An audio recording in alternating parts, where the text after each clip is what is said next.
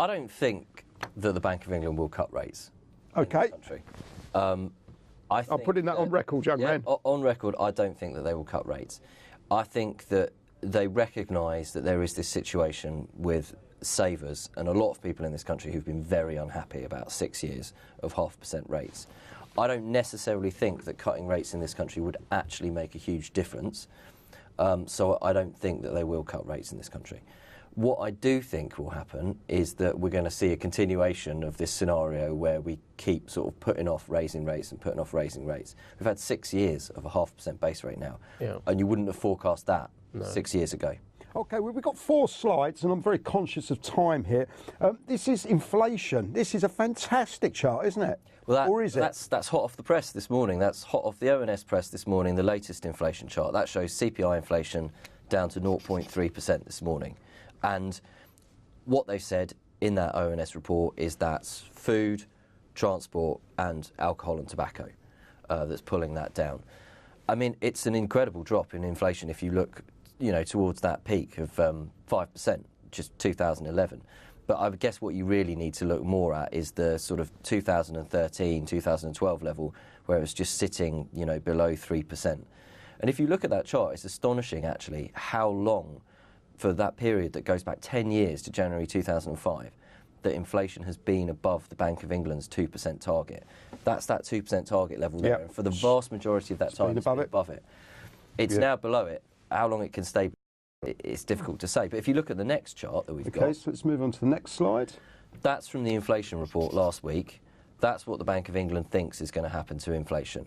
It shows the thick red banding in the middle of it, shows that the Bank of England thinks that inflation is going to fall down below 0%, so we're going to see a small period of deflation, and then it's going to pick back up, and they reckon in 2 years' time we'll be round about that target. About 2%. But what that says is that that effect that we've had for the last 5 or 6 years, where people have had this, constant inflation chipping away at the same time as their incomes have been stagnant, is hopefully going to be reversed. And over the next 2 years, they're going to have it a bit better. I mean, Mark Carney said that he thought this was unambiguously good for the consumer. And he delivered his sort of "you've never had it so good" message. Right. He's like, enjoy it while it lasts, basically. Enjoy it while it lasts, yeah. OK, to be true. Yeah. Let's move on to the next slide. So what is this telling us? Right, what that is the data pulled from the Bank of England inflation report, where they use the overnight index swaps curve, what the money markets say is going to happen to interest rates. Yep. And that shows on the, we've got the red line, which is the November report, what it looked like in November. The green line is the February report. And basically what that shows is the point where you get to a rate rise has been pushed out now to about spring 2016. And Mark Carney said that basically, barring any surprises, the Bank of England thinks that it will move interest rates along that level and that they should be rising spring 2016. Now, the caveat is that economists have come back from that and said, well, if he's right, and if this is unambiguously good for the consumer and it delivers the effect that the Bank of England is suggesting, don't bank on that rate rise not coming until spring 2016. There's a lot of them saying it could come the end of this year. Yeah, I think it depends on what happens in the US as well, obviously. It's when they decide to raise rates, then we'll follow suit. Yeah, and the next slide, actually, if we move on to the next slide, is what this is some figures, a map from RBS today, and it shows growth across the UK in 2014 and also in the last quarter of 2014, the 3 months running up to Christmas.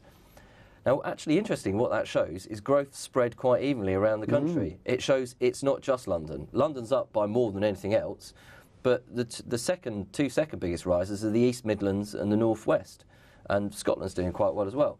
And what that says is if this is unambiguously good for the consumers, if this does help things pick up, if we do see wages increase at the same time as costs fall, don't forget it's not just for individuals, it's for businesses as well, then it could be good news. So actually, if we look at, potentially a rate rise coming sooner rather than later, maybe we should treat that as good news. Maybe for once we should treat good news as good news rather than the scenario we've had for the last 6 years of good news is bad news and bad news is good news because it keeps rates on the floor.